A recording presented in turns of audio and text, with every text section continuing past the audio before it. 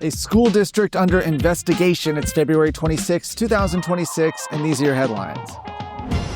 The Texas Education Agency has opened an investigation into Barbers Hill ISD following mounting questions about the district's relationship with its affiliated education foundation. According to the agency, investigators are examining multiple allegations of statutory noncompliance, including fiscal practices, governance oversight, use of public resources, and potential electioneering. This probe comes as the Barbers Hill Education Foundation and its leadership have become flashpoints in a heated Republican primary between incumbent State Representative Terry Leo Wilson and challenger Nathan Watkins, who serves on the foundation's board. Financial ties between the district and the nonprofit have drawn scrutiny. Public records show the district maintains the foundation's accounting records, and outside reviews suggest the district transferred tens of millions of dollars to the foundation in recent years while receiving comparatively little back in grants. Meanwhile, the foundation recently moved to drop its defamation lawsuit against Terry Leo Wilson, though the case remains pending ahead of an April hearing. Attorney General Ken Paxton says Texas has secured its first settlement in the state's antitrust lawsuits against major asset managers of using environmental investing to pressure the coal industry.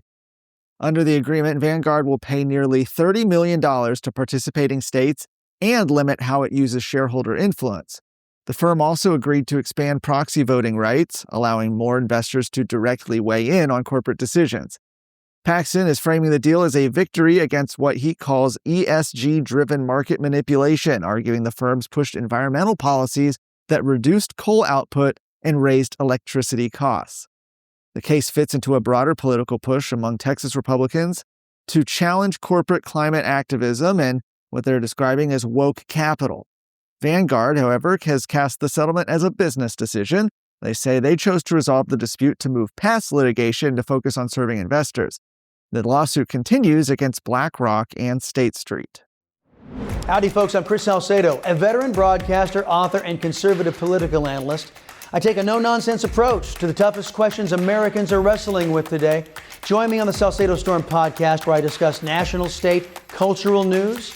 Tune in weekdays wherever you listen to your podcasts. An Abilene parent is asking the state to intervene after her effort to remove sexually explicit books from Abilene ISD libraries was rejected by local officials.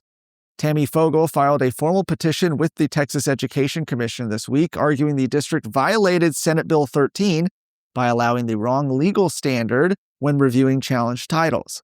The new law requires schools to remove materials deemed harmful, indecent, or profane to minors. Fogel says the district instead relied on an older obscenity test that allows books to remain if they have literary value. As a result, she argues trustees voted to keep 13 titles despite acknowledging some contain graphic sexual violence involving minors. Her petition asks the state to order the books removed and to find the district out of compliance with the state law. The appeal highlights a growing statewide fight over how aggressively districts must enforce SB 13's library standards and whether the state will step in when local boards refuse to pull controversial titles. For more of today's stories, go to TexasScorecard.com.